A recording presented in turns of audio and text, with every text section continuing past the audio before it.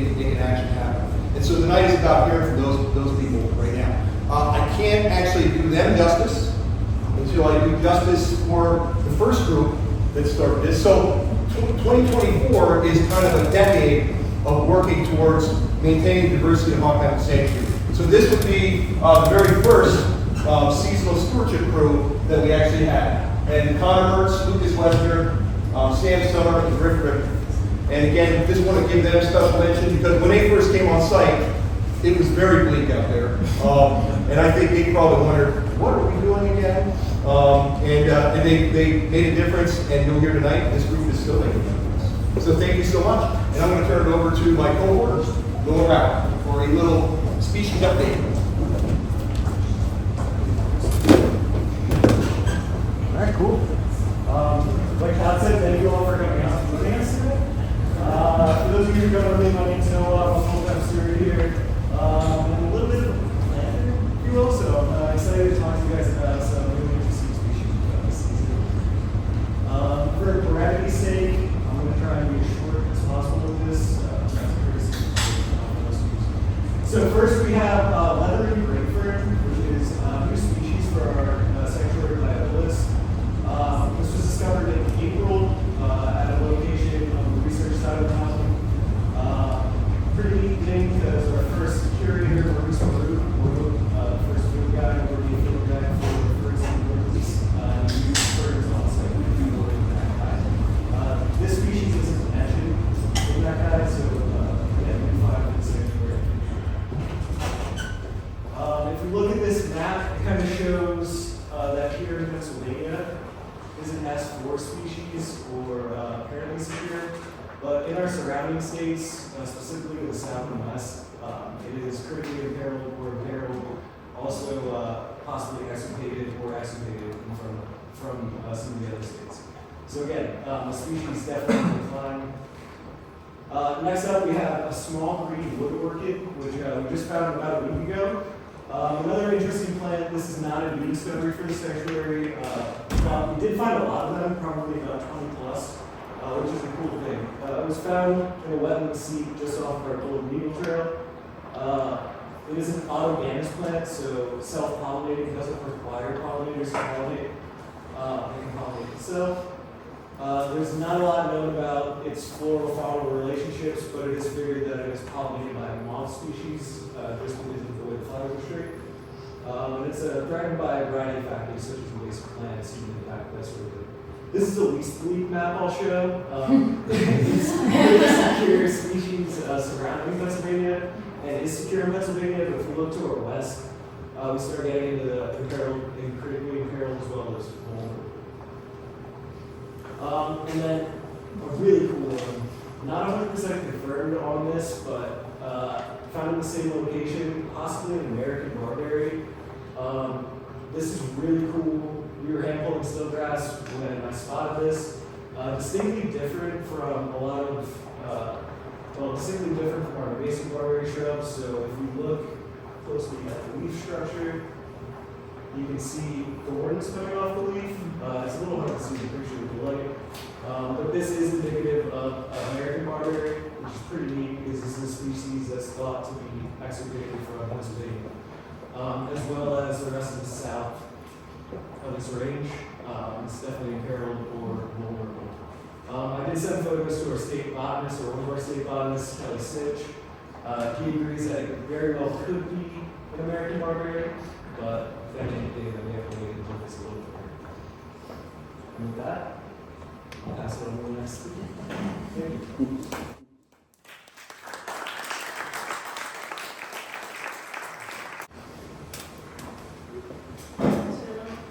So good evening, my name is Abigail I. This is my second summer as a sanctuary steward here at Hawk Mountain. Tonight I wanted to share with you some of my experience about what goes into making forest management plans, as well as the importance of our forest management plan here at Hawk Mountain to our stewardship activities. So earlier this summer, I worked as a vegetation technician for Indiana University of Pennsylvania. I worked on a project right from Alpha. It's the Pennsylvania Dynamic Forest Restoration Block Project, or DFRB for short. So DFRB is a long-term study monitoring forest and shrub responses to forest management. So the results from this applied research are going to be incorporated into land management practices across Pennsylvania's public lands to protect the existing habitat as well as to create new habitat for some 3 PA species of birds in decline. So the golden winged warbler, cerulean, and wood thrush. So as a veg tech, my day-to-day duty was to carry out vegetation protocols. So research protocols are a set of really detailed instructions that describes how data is to be collected during a study to minimize individual bias that naturally occurs while taking data. So once all this data is collected, it's going to be analyzed by foresters, wildlife, people, anyone in that field, obviously experts, and they're going to use this analysis to guide the creation of very site-specific land management plans. You can see here that's a part of my protocol, just some diagrams of how we carry those out. So, yeah. As someone who has just worked on a little piece of what goes into creating a management plan, I know this type of research requires a lot of expertise into tailoring them for each environment.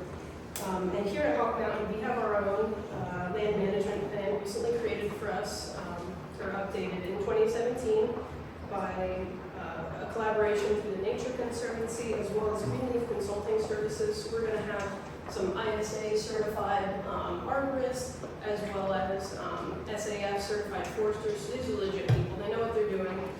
This is real stuff. And our current 84-page forest management plan outlines everything about the mountain and leads our stewardship activities here. For our summer stewards here with us tonight, we are really interested in page 65. It outlines our recommended practices for removing undesirable invasive plants. And these recommendations are both based on recent data collected in 2016, so that's our full forest inventory, similar to somewhat of what I was doing earlier in the summer. So lots of work goes into collecting all this data, as well as some historical data that we already had here. So for our vegetation management, there were 2 main recommendations made for us to focus on within the next 10 years. The first was to eliminate the high concentration of non-native invasive plants that are growing in a section that we call the leading edge. So if you see this area highlighted in yellow, the little line running through the sanctuary is Hawk Mountain Road, and that is all area that's impacted by water running off the road and leading those seeds of invasive plants into the interior of forest. So that's the main reason of how they're getting in there. So we're going to focus on that area the most. They recommend that we spray forest-approved herbicides in these areas to maintain it, as well as selectively treat for small patches that we might have missed, and go in annually to make sure that what we're doing isn't impacting other plants that we want to be there and that what we're doing is very effective. Lastly, they recommended performing some enrichment plantings for increased biodiversity. Sorry. Yeah, so that's what Katie's doing here. She's caging up a small oak or something that we want to have at our sanctuary because our understory is kind of depleted by deer browsing. So it's good stuff. Second, they were recommending that we eliminate some tree of heaven, which is an invasive tree that has established itself sporadically throughout our property. It was recommended that we use the inventory data that was recently collected, as well as our own observation out in the field. Taking that, mapping it, figure out where the trees are, and then in late August, you come in and treat those trees with herbicide. So for the larger trees are our priority, taking control of the ones that are spreading seeds first. So we're going to come in and do a basal bark, a hack and squirt, which you can see here. So we cut into the tree, apply a herbicide. It interrupts the cambium layer of the tree, which is where the juices are flowing. So it intakes that herbicide and kills the tree. For smaller organisms, we're going to do some basal bark application. That's just spraying on the bark. It should kill them. And even smaller than that, foliar sprays. So we're just killing the leaves. Should kill the plant as well. And of course, we're going to come in and make sure that what we're doing is effective on an annual basis. So every day during the summer, we're doing just what I talked about. That is, if you can find us deep in the woods. This summer, I feel that my experience was pretty it went full circle. So I started at the very beginnings of the start of the land management project, and now I'm working at one that was already created, and I'm carrying it out, which is pretty incredible for me. To really understand and appreciate what we're doing here, what we have is science-backed, we know what we're doing. And it's very important for the health and longevity of our sanctuary. And I'm very proud to be a part of our research-based forest management that we model here. Lastly, I want to thank you all for spending your evening with the Stew crew. We don't get to talk to the public a lot because we're usually in the woods. So thank you for coming out on this rainy evening.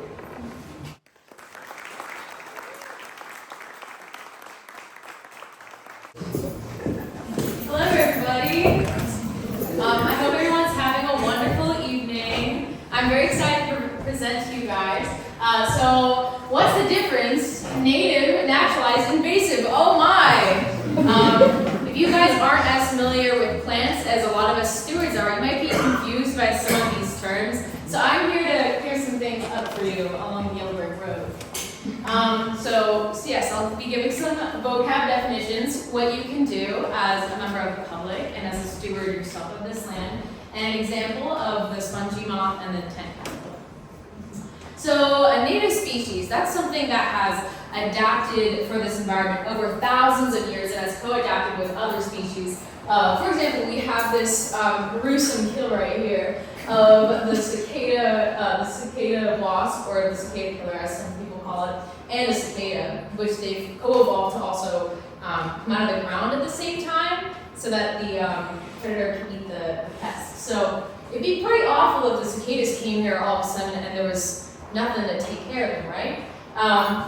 So they've evolved chemically, physically, genetically, all kinds of ways. Examples of native plants and species around here are the red maple, a caddisfly, chipmunks, and they become threatened by human impacts like removal or pollution, over-harvesting, and they're really important because once you knock one out, then the whole chain just starts to fall. So it's really important to preserve all of our native species. So invasive species are non-natives, which is basically, yes, that is us. This is the stew crew right over here. It looks so tough, and this is us saying no to garlic mustard. If you see this plant, rip it out of your yard, please. And no, if someone tells you to make a pesto with it, it is not that good. You can saute it. It's good saute. Non-native plants are plants that evolved somewhere else. So something from like Eurasia would be susceptible to being a non-native invasive plant around here. They're often like aggressive spreaders. So let's say like I planted like a teeny little rose bush in my garden. It's a non-native plant, but it's not going to go invasive unless it has really prolific seeds and it just like starts spreading everywhere and then it starts getting other places. That's what makes it invasive.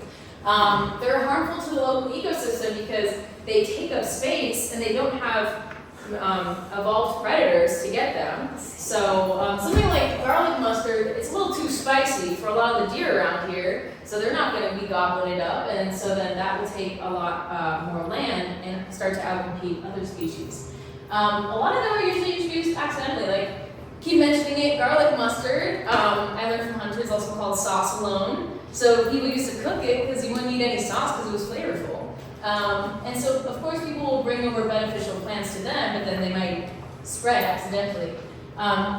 So here at Hawk Mountain, we control these invasive populations and to protect indigenous and native species.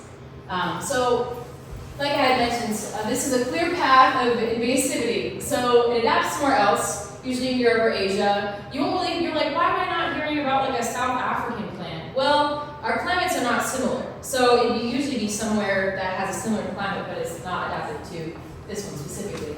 Introduced, brought usually accidentally, establishes a population, and then outcompetes and harms native species. A naturalized species, you could say technically is still an invasive species, but we're just like, oh, okay, you're here now, you know.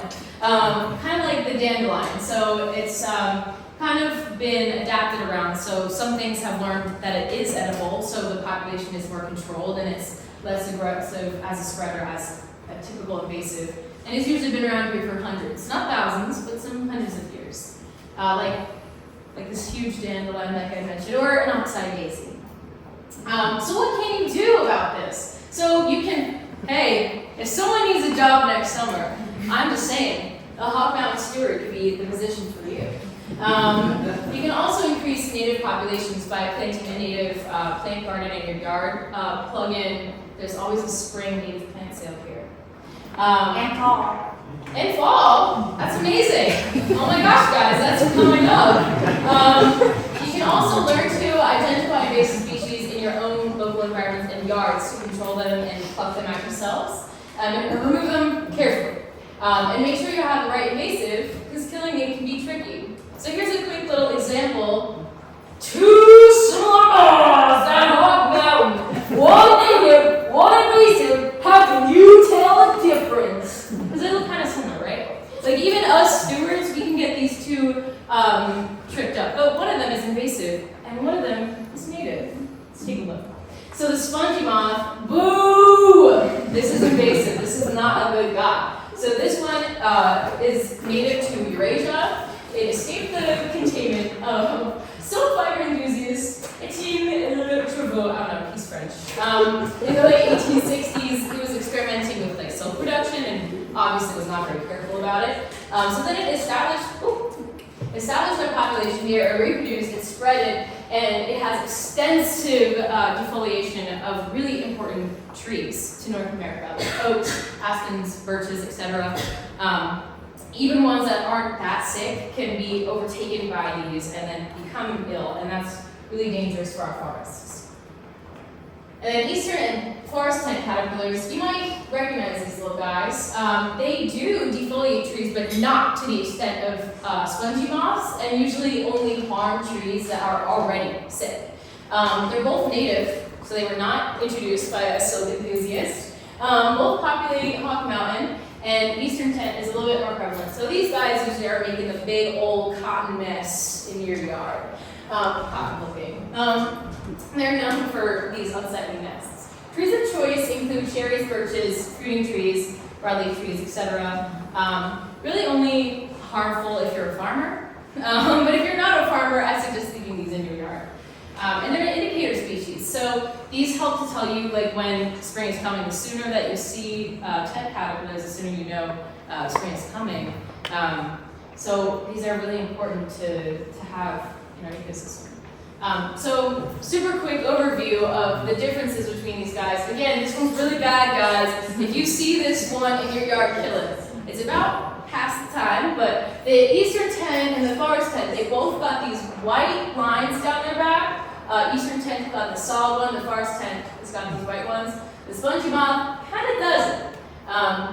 It also looks, another dead giveaway, it looks like it has very distinct like eyes on its head, while the forest tent, eastern tent, full one-colored head. So that's another good indicator. And then eastern tent, forest tent, they each got really clean lines across their wings. Who's that imposter over there? That's a squiggly line. You see that squiggly line? It's over. And please do not feel bad about removing an invasive species. We don't need them here. Just like I'm sure you've heard about others. So yes. So thank you very, very much.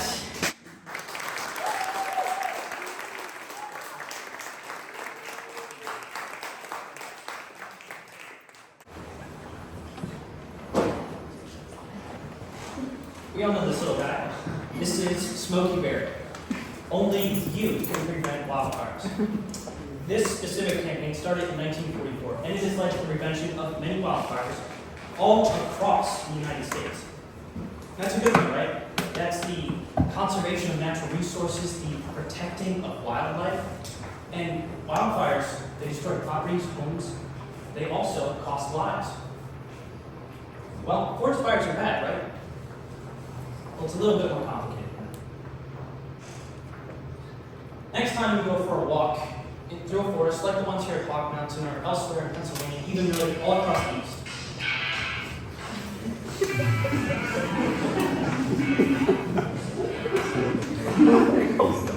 Sorry. No problem. The next time you go for a walk, really on the East Coast, look up at the forest canopy, and most likely you're going to see something like this. You're going to see a large mature oak dominating the skies. And that's really what you'd expect to see. You'll probably see red oak, black oak, white oak, chestnut oak, maybe a scarlet oak. But for a second, cast your eyes down and look at the mid-story. What are you going to see? Probably something like this. You'll see red maple, sugar maple, tulip poplar, black gum, black and gray birch. But surprisingly, a near complete lack of oaks. So, what exactly is happening here? Well, there's a term to describe this process or occurrence. It's called mesification. And mesic means moderately wet, and it's the transition or the micro-environmental transformation of a forest into these moderately wet forests. So generally, they're wet and cool, but it's also the change of its composition of species. Other things we see are heliophytic plants. These are sun-loving plants, like oaks.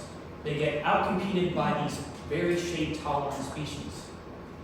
You'll also see faster decaying organic matter, and that's down to the species dropping it, but also the wet conditions. And all this leads to a further discouragement of fire. It becomes a feedback loop.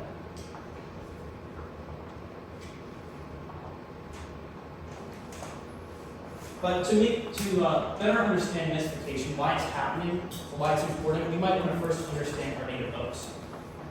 So why are they special? They support the most wildlife out of any other genus of trees. Right here, Doug Talman, he's an entomologist, he counted 511 different caterpillar species feeding off his oak trees in southeastern PA.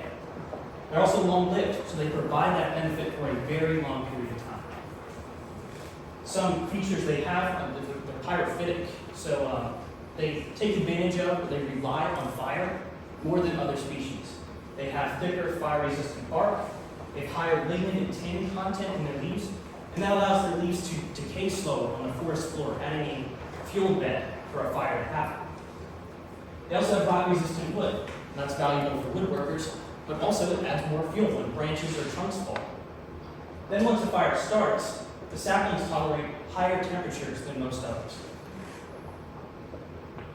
Here's just an example of one of our important native oak species. And this picture is taken right outside the visitor center. This is a chestnut oak, Quercus montana. It's also called rock oak or tanbark oak. That's because of its high tannins in its bark. But as you can see, it has this thick, ridged bark. And that helps it resist surface burns. But being in the white oak group of oaks, it also has leaves that linger very long on the forest floor. Everything about it is trying to start a fire or promote it or benefit from it. And then just for comparison, let's look at red maple, Acer rubra. As you can see, it has this very tight, thin, close bark, and it also has leaf litter that decays rather fast compared to other species. It's trying to prevent fires from happening, and that's what it does with mesification. But now, why are we in this forest takeover? Why is this happening? Well, as I alluded to in the intro, the main culprit is fire suppression. Going back here, there's a long history of fires. The indigenous people started them accidentally, but they also did so purposefully. They did this to maintain a more open canopy that allowed for herbaceous plant growth, more diverse wildlife. After Europeans got here, though, they continued that practice up until the early 20th century. At that point, heavy-handed fire suppression campaigns took effect. Now, it seems forest fires burn less often than they would have even if humans didn't start them. That can be down to large gaps in the forest, or things as simple as roads cutting through them, stopping these slow-marching fires. Once these fires start, we usually are quick to extinguish them. But perhaps the biggest issue we face now is that our forests are unable to burn. Mesification is a feedback loop. Fires become less and less common until they completely cease. But now you might ask, isn't this just a natural process? Or why is this even important? Aren't species like red maple native? Well, yes, red maple is a native species, it's important, and it is a natural process. But our forests are well adapted to fires. In fact, they are the most biologically diverse in the presence of fire. Not just ours, but many forests around the world are like that. But even if we just take a step back from this nature lover perspective that I and a lot of you share, our forests can be more valuable economically in the presence of fire. Not just oaks, but hickories and pines, they also benefit from fire. Also, fire discourages some invasive species, so that's a good thing. Invasive species really don't provide anything in terms of wildlife.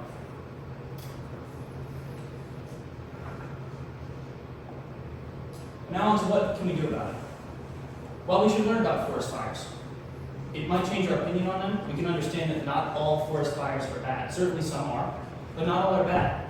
Prescribed burns, they're conducted by skilled and trained professionals, and they really know what they're doing. But then, on the flip side, we need to understand that burning forests sometimes isn't the best course of action. Sometimes it isn't even a good option. There's one important exception, or one really big exception, which is in the presence of a species called Japanese steelgrass. And it's present here at Hawk Mountain. They've been battling with it for years. I spent a lot of time out in the fields trying to control it with them. In the presence of Japanese steelgrass, forest fires tend to burn higher and hotter. It completely ruins the fire cycle. These forest fires burn these young saplings that would be replenishing these trees that are dying, and they can't take advantage of this disturbance like they used to. In those cases, probably your top priority would be removing these invasive species before even considering any type of burn. In Pennsylvania here, a lot of our forests are segmented. There's people that live in lots scattered throughout the forest, so forest fires really aren't possible. We also have a lot of hikers going through the forest. In those cases, maybe selective cutting would be a useful option. Also, selective cutting sometimes is needed before we even start a prescribed burn regimen to thin out the forest so it's not too detrimental to the ecosystem.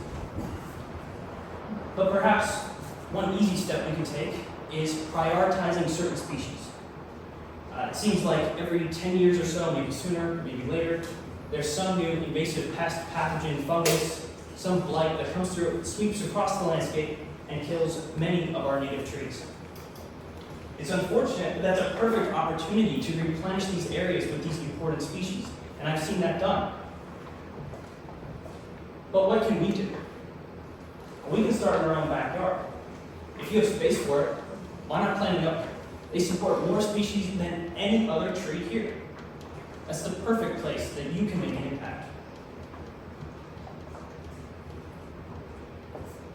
But in conclusion, oaks aren't going extinct, neither are hickories or pines. A lot of sections of the eastern forest, they still burn to this day.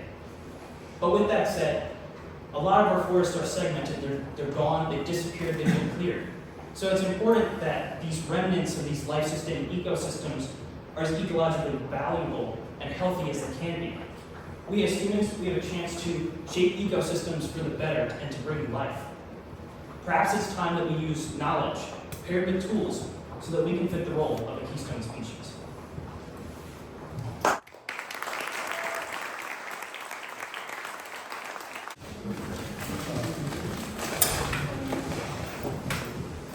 right.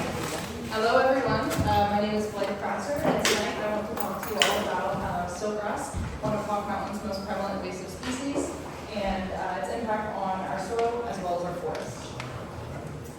So, throughout my time here at Hawk Mountain this summer, I have come across some very interesting observations alongside my fellow stewards. So, this picture shows an example of what we would see in the field. The forest floor being engulfed in a sea of siltgrass, as well as an overwhelming presence of dead oaks. But through this presentation tonight, I want to kind of discuss why we think this might be happening. So these three pictures are more observations of what, examples of what we would see out in the field. So the left is kind of a beginning stage, just a few plants, and then in the background there is still a live oak. The picture in the middle shows a further progression. You can see in the foreground and the background there are bigger patches of siltgrass, and now in the picture there are two dead oaks. And then the picture all the way on the right shows a more advanced progression of this with a big sea of siltgrass and a couple more dead oaks. So I mentioned its name a couple times now. What exactly is Japanese siltgrass? So for a little bit of background on it, this plant was first reported in the United States in 1919. It was originally used as imported packing material for imported Chinese porcelain. This is a plant that is found most commonly up and down the east coast of the U.S. in almost all of our forests, and its impact spreads as far west as Texas. This plant grows very quickly and germinates very rapidly, so we often find it in very dense matted monocultures with an extensive root system. The plant is shade tolerant but prefers part sunlight, meaning when we're out in the field on the forest floor, we will most likely find it in areas where there are tree canopies. And siltgrass is very resilient, meaning that it can survive in a wide range of habitats and soil conditions. But why exactly is siltgrass an issue? So, like most invasive species, siltgrass can cause habitat and biodiversity loss and degradation for both plant and animal species. It crowds out our native plants and eventually then displaces our native animal species. And like I said, due to its extensive root system, this makes it a very difficult plant to control and manage. But more importantly to this presentation, siltgrass has the ability to change our soil chemistry and interact with our beneficial mycorrhizal fungi communities. So, how does siltgrass change our soil? For a little bit of background on siltgrass itself, the plant likes moist, acidic, well-drained soil with a pH between 4.8 and 6.8. Siltgrass can alter our soil chemistry in two different ways. So, due to its extensive root system, it can retain more water in the soil, causing it to trend more neutral in pH. When it forms dense matted monocultures that blocks out sunlight from reaching the soil, causing the soil to trend more acidic in pH. These changes in pH can cause a redistribution of soil nutrients away from our important trees, which also increases siltgrass's interactions with our important mycorrhizal fungi. So I do want to mention that we are mainly seeing this issue right now on Hawk Mountain property with our oak species. That doesn't mean it's not possible for this to happen with other native hardwoods, but we are just seeing it with oaks. So Pennsylvania has plenty of oak species. Here at Hawk Mountain, we mainly see northern red oak, chestnut oak, white oak, and black oak. And for a little bit of background on oaks themselves, they thrive in deep, acidic, moist, well-drained soil with a pH from 5.6 to 7. And they are a plant that forms beneficial relationships with mycorrhizal fungi. But due to siltgrass's impact on the pH and its interactions with the mycorrhizal fungi, this can cause nutrient deficiencies and even death for our oak trees. So, in doing research for this, I wanted to see if this was something that was happening elsewhere in the world or if anybody else had anything to say on this. I didn't come up with any directly similar findings, but I did find two thesis research studies done out of Swarthmore College and Ohio State University, both that touched on three of our most important components for this, being mycorrhizal fungi, siltgrass, and our hardwood seedlings. So the first study found that in the same way that mycorrhizal fungi aids in nutrient uptake for our trees and other plants, it will do the same for siltgrass. That same study also found that in areas where mycorrhizal fungi was, there seemed to be an increased presence of siltgrass. Now, the second study did look at hardwood seedlings and found that when there was a presence of siltgrass around them, it made it harder for them to survive and grow. To close this out, I want to give you a quick summary of information to explain what we think we're seeing here at Hawk Mountain. So, the research I've done indicates that siltgrass can and will inhibit the tree growth and survival by altering soil cycles, processes, and chemistry. So it seems that our siltgrass and our oak trees seem to prefer the same environmental conditions, meaning that we're going to find them in the same areas. Siltgrass can change, or can impact the mycorrhizal fungi and its symbiotic relationships with native hardwoods due to nutrient uptake. And siltgrass is known to crowd out natives that can be very beneficial to oaks, changing the entire habitat where our oaks survive. So, taking all this into account, I do think that we have reason to believe that Japanese siltgrass changes our natural environment to such an extreme degree that oaks cannot survive. Thank you.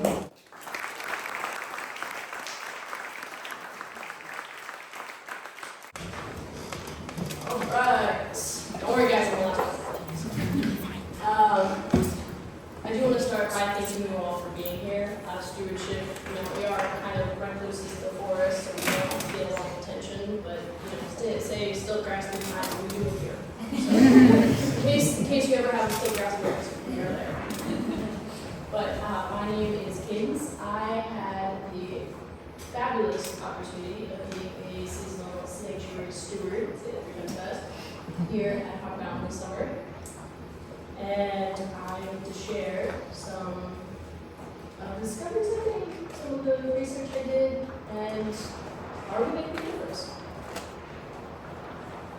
So my presentation is based off a question that a good friend asked me about the work that I do here.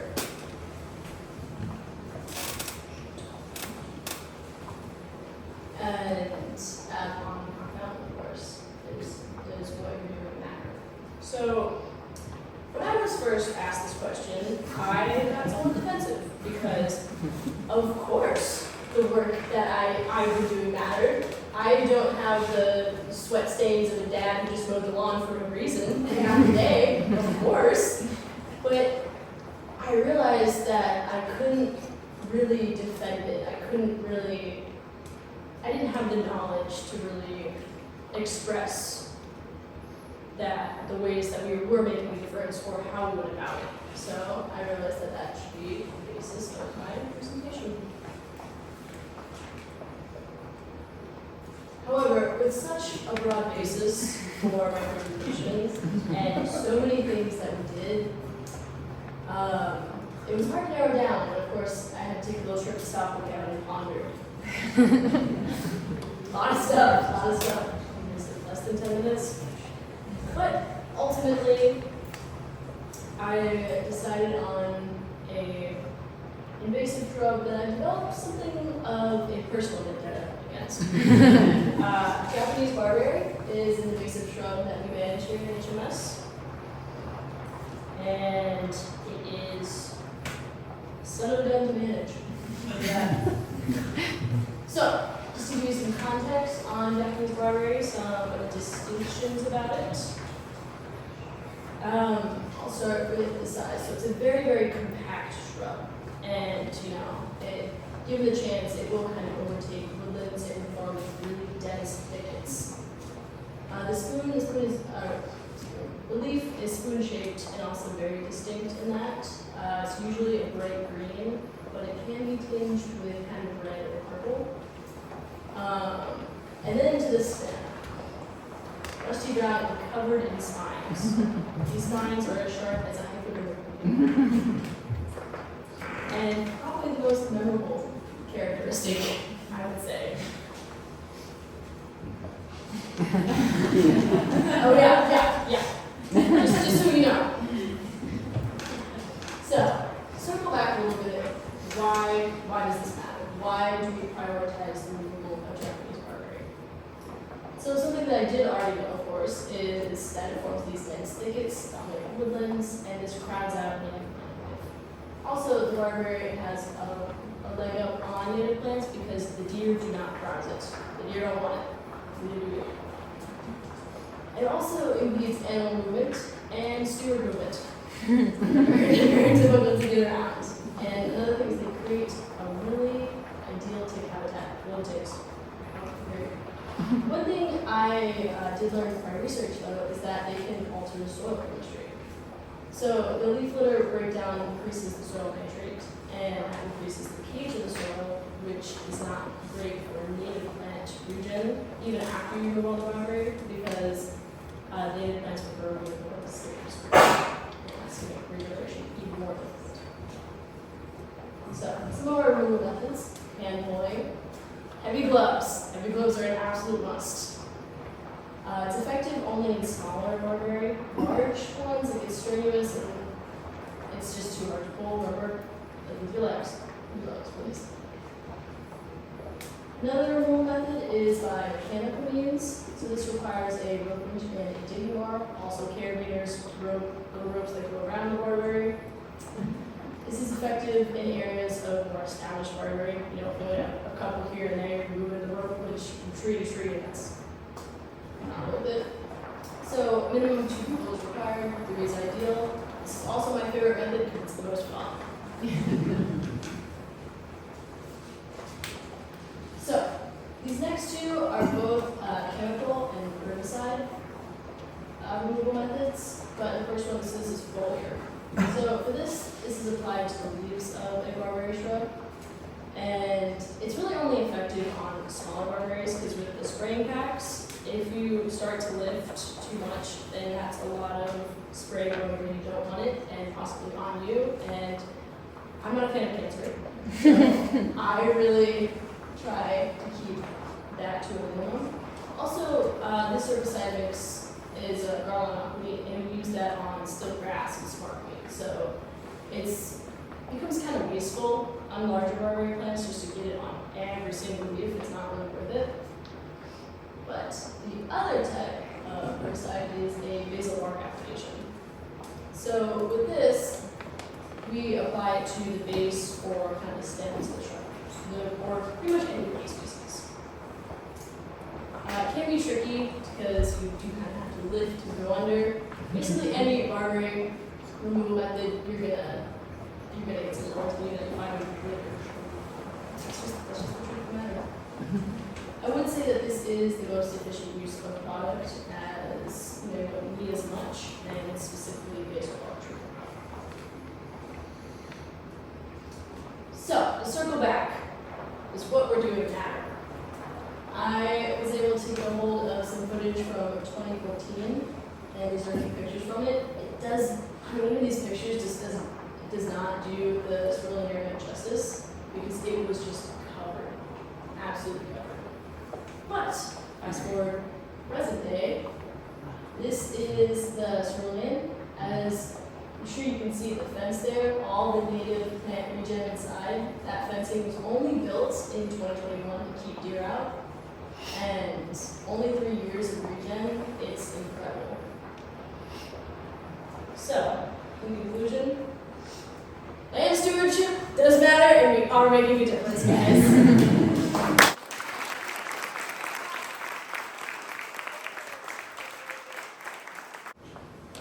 All right, see your last slide. Oh, I'm Steve, by the way, also work here. In an effort to get out here before the power goes out, which is kind of inevitable, we bring back home stuff you can do at home. First, I want to thank everybody out there who did present today. Not only did they do a great job presenting, but they also are our boots on the ground. And there is a lot of blood, sweat, and tears, and yes, blood, sweat, and tears.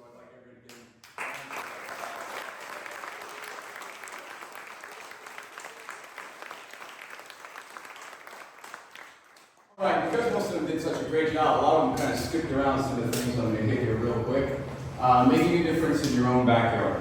You don't always have to start ginormous, you don't have to worry about what's going on all over the world every second of every day. You can look right in your own backyard or right across the street and help your neighbors make a big difference locally. Because if it all starts locally and then it moves out, we actually use a technique here we're trying called applied nucleation, where we'll densely pack natives in controlled areas and hand weed them, attempting to let those natives seed themselves, kind of like some of our invasives do, unfortunately. And you guys can do the same thing with some of these steps. Remove and control invasive species. A lot of them are prolific. Once they get established, that's the end. I mean, you can have, just a weird quick example, out of a cabin, they spotted stiltgrass there about 2 years ago, and now we have stiltgrass all the way down our creek going through like 14 properties and several acres. And there's no one there to really be able to take care of that. You gotta take care of it early, plant native, and plant for pollinators. Volunteering community kind of hit that. I do want to throw out really quick some great resources. We're a good resource. There's only so much we can do. But if you ever reach out to us, we'll do everything we can to help you out or direct you. Penn State Extension online has a multitude of resources. They do free seminars all over the place. There's trainings you can take on there that will talk a lot about it. They also have a lot of different fact sheets on what exactly you're looking for. If you want this butterfly or you want this, it will cross-reference what you can plant that's native. It will also take non-natives that you might like, the way they look, and it'll give you something that's equitable that is native. Another good one is Department of Conservation and Natural Resources, DCNR. You reach out to any of them guys to help you. And even the U.S. Forest Service has a lot of really great resources that you can then bring locally. But I think what we really want to try and throw out there is take responsibility for yourself and your own areas. Also, when you're going to a place like this, think about that, clean your gear, watch what you're bringing around, watch what you're taking around. There's a lot of people who boat, and that's a big one. It spreads a lot of invasives. You might not think about it up on a mountain, but some of the stuff we have out there, we don't even know how it got there. Again, and the final one we really want to throw out there is trust the process. Okay, it's not going to look perfect right away. There's a lot of different ways, there's a lot of different invasives out there, there's a lot of different ways that you have to take them out depending on what they are. So you might have to do a little bit of research. Some things can be easily hand-pulled. There's some species that you can actually burn out with plastic and water covering them. There's other ones where you have to exhaust the root structure so it can no longer sprout. There's a lot of different ways to do it. Some will be easy, pulling them out. You can throw something native in there right away. Others are a little more difficult. There's quite a few people that we work with too who have issues, parks and things like that we're still battling through. The other thing that might take a little bit too is what natives to plant where. And a great place to find out what natives you can plant where you want and what you want is our native plant sale. Spring and fall, check the website. How do you know the date? Me neither. September. At least I'm not the only one. I'm just going to be that guy. They're all yeah, check the website. We have a lot of good stuff on the website. Check that out. But in all honesty, we also have naturalists in the garden on select weekends. And if you want a wealth of master gardeners and information, people who are really willing to help, our native plant sale is a pretty great place to be. They'll talk to you for as long as you need. And if they don't have what you want, they'll direct you to something that will work. Probably well over my 2 minutes already. I got 14 more stories. So before we get to that, we want to bring them up to see if we have to go. What do you want? Well, I only have one slide, but we'll go. I like it. There we go.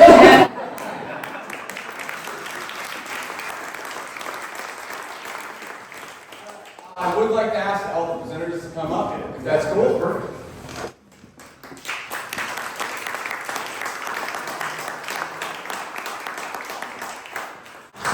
And now we'll put them on the spot. We do like questions. Does anybody have any questions for any of them before we conclude? Lovely lady up in the back. So the spongy moth that you talked about in the beginning, is that the original gypsy? Yes. So it was just changed to the name of the spongy moth just because gypsy can be a term used for Romani people that they really don't like. So that's why the name was changed to spongy moth. Yes, I should have clarified that. Thank you. I can't remember who said it exactly, but I think I heard that stiltgrass increases temperatures of forest fires. Yeah. Yes. So when Game Commission is doing a controlled burn somewhere in game lands, are they removing as much stiltgrass as they can before doing their burn, or is the fact that it's a controlled burn a different scenario and it won't affect the trees the same? I actually don't know too much information about that. Is there someone else who can agree with the Game Commission? You know what, and I don't want to steal from Hunter, but we actually have Game Commission field. I hate to put him on the spot, but he said okay. So again, and I'm sorry Hunter, but I'm just thinking we have one of the authorities right here that does control burns. Okay. Well, tonight you're recording. So we've actually used stiltgrass in areas that are kind of vesifying, for lack of a better word, like where we're not getting the burns we want. We've actually used the stiltgrass, wait till it goes dormant, or we'll spray certain areas, and then we use that to kind of drive the fire, like where we're lacking oak trees. Okay. I was actually interested in the presentation that said stiltgrass is affecting the oaks. We were always kind of under the assumption it was the other way around, like the oaks were kind of sick or dying, so I actually had a question about that then. But, so we're kind of using it in areas where oaks are kind of falling out and we're getting a lot more maples, and like you said, it's not able to burn well. Okay. So we're kind of using that to get it to burn hotter, if that makes sense.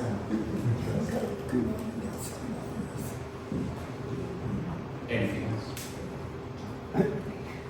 I have a question for you. So I've heard that if you go along and you pull garlic mustard seed, it will kind of take root again. So what is the best way when you're hiking along to get rid of some of these invasives? Like any of us that are hiking along a trail, there's a ton of garlic mustard that's usually close to the side of the trail. Just yanking it and leaving it is probably not the best solution, but what do you folks suggest? Or same thing too with like stiltgrass. If you kind of run a patch that's easily pulled, what do you do with the plant? At least with garlic mustard, we've been employing breaking the stems to make sure that it doesn't continue growing, because it can continue growing even after you pull it up. Yeah. It has enough energy left in the stems and the roots. Yeah. So we'll grab a whole bunch and twist them and break them closer to the seed heads too. You Yeah. break it down at the bottom, it seems to resprout. Okay. Yeah. With stiltgrass, I'm not familiar if it ever, I've never seen it resprout. Okay. After So it's been as a pulled. whole, and you can just let it play. Probably don't leave it in water though. Like, Yeah, but if you come across a patch like on the side of the trail, just a little bit, just yank it and let it play, and there you go. I think one of the main points is just make sure you get roots. Yeah. Roots are important. Sure. And part of it's timing. You're just gonna waste your time if you're pulling it after the plant has gone to seed, especially like garlic mustard when the seed head dries out. Yeah. It creates a lot of tension inside the thing, and if you rustle it, it explodes and sends the seeds all over the place. So if it's there, just gotta leave it. But if you There's see really it nothing you in can do flower, that's though, easy. right? Huh? If you see it in flower, Could, plug it. I think you can still pull it, right? Yeah, you're still good. Yeah. But there's a window to pull things in, so we're still in the window for stiltgrass, but garlic mustard is too late. Sure.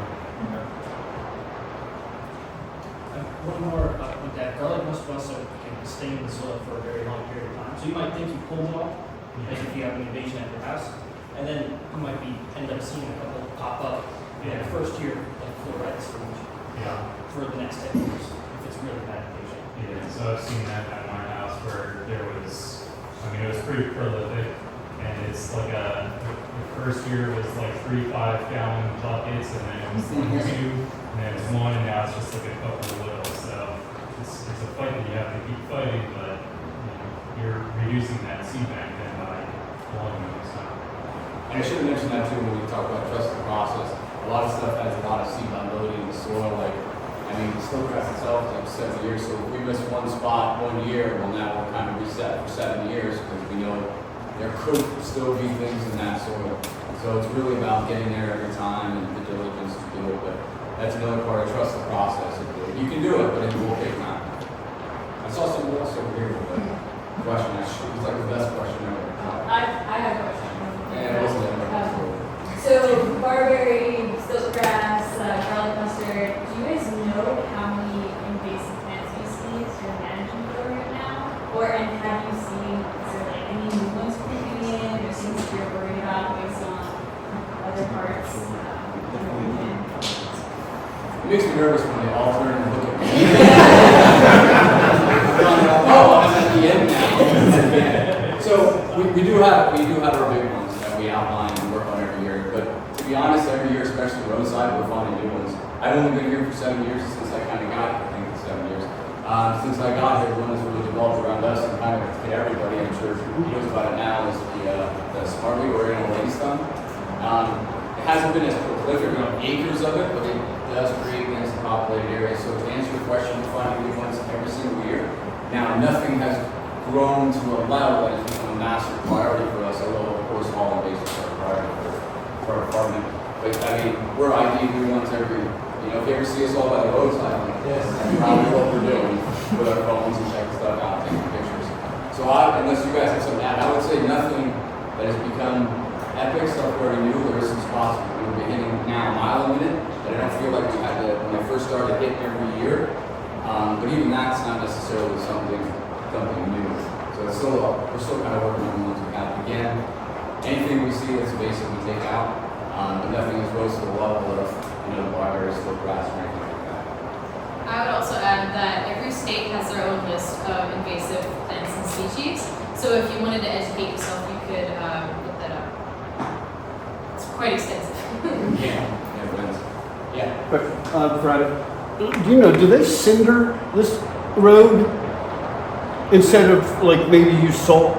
So our township road, I mean, any of us could answer, but our township road is twofold. So it's township road on this side to the county line, and it's state road from the county line down to 895 of State Road. Okay.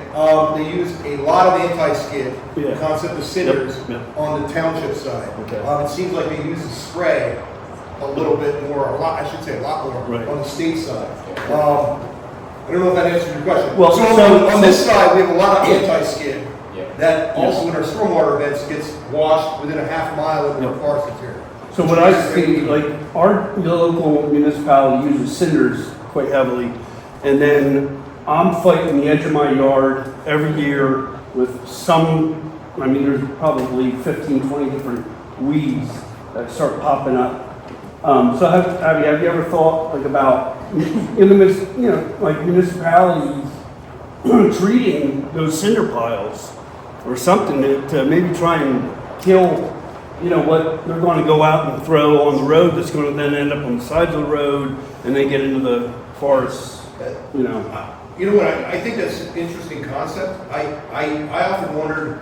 I always thought it was just an ideal medium as a disturbed site with the extra anti-skid to make a growing medium. I never really thought about it as actually carrying the seed initially. I do know most road departments have their anti-skid inside buildings. So when I drive by buildings or go to township buildings, usually you don't see plant life on the anti-skid pile, but that's an interesting concept. I think the other idea that we could look at here is whatever activity is happening within your townships, mowing. I mean, they could transfer seed in any way. Snow plowing. I mean, we see it here just in our parking lots. Like wherever you push your snow, you get more disturbance, and thus you get more invasive. So I think all these activities play a role. I would almost be, and then I think sometimes similar amphibian, I'm sorry, I'm going on and on, but I think this whole treatment of roads is a big issue for environmental reasons. I would say like some of our amphibian declines, and again, this is just me throwing it out there, but I think there's a tremendous amount of different things that occur on our roadside treatments that also lead to some degradation to environments nearby, and I think amphibians could be very sensitive to some of those sprays and other things that we have. So, and we can go back a couple of years and we just deal with the roads icy, we would be better off, obviously, but obviously modern society doesn't allow for that. We all want the road treated ASAP. Sorry, I didn't answer your question. No. I just from my personal experience is that, the cinders that they put down. I have to agree with Todd in that it's a substrate thing.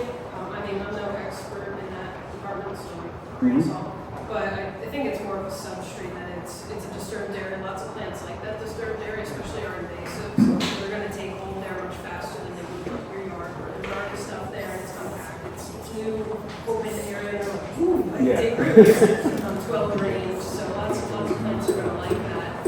So that's probably why you're seeing it there.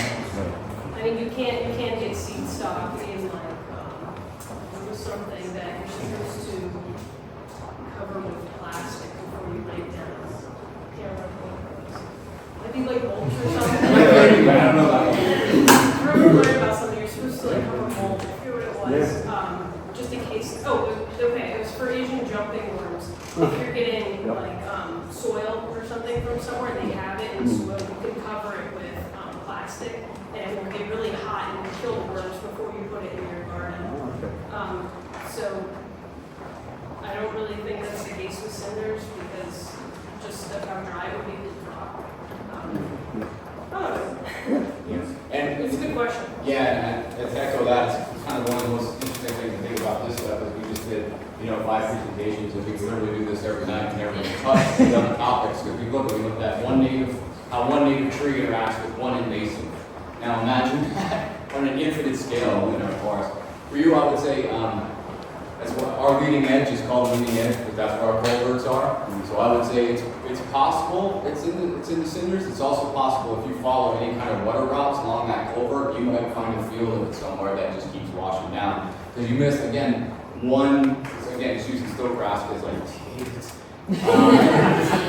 got when I was in Nobles, I got in trouble for pulling smartly. It was weird. You miss one stilt grass in the woods and 1,000, 10,000, 100,000, and then there's 500,000 seeds in 2 years all over your front of your property. The other thing to remember too is it only takes one of those things to come through on a tire depending on how close you are to the road. So it's really hard to ID where that stuff comes from. Todd had a great idea once. We talked a little bit about instead of trying to work that way, trying to control where that substrate is going. Instead of letting it wash down, setting up some stuff to try and stop and control it, gives us somewhere to treat in one localized area while protecting the forest interior. But again, a lot of it, thanks to these guys, a lot of it's resources getting it done. That's why it's so important for you guys to do whatever you can on a small scale. Because, if everybody's backyards was 100% native, we wouldn't have these up here. They wouldn't get trapped around in boots and stuff like that. But yeah, any other questions? Sorry. Yes. It's kind of a comment on what you were saying and he was saying, like depending what the species he's seeing is, instead of the water, could be a wind colonnade or a new thing. Yeah. So like we have a lot of spotted knapweed and like Canada thistle and stuff. And we always find it like on the edge of roads because it blows down the road and it like catches something on the side of the road and it starts growing right there. So it could be a wind or water. Yeah, very true. I just wanted to add super quick. You had said the word weeds, and a lot of times people think that all weeds are bad, which that's not true. There are some really good beneficial weeds, like milkweed is really essential right now for a lot of our populations, or something like tullweed. So just before removing all of your weeds, just make sure that they're all invasive. Anything else? Hi, I'm Lori. I'm with the Conservation Science team in Hawk Mountain. I just want to take this opportunity to say thank you to the Seasonal Stewards as a group and to our stewardship staff. Getting back to Katie's question, doesn't matter. I think everything you guys are doing really matters. I've been around long enough to see the difference that the team is making with all their hard work. So I just want to thank you for your hard work. You are making a difference here.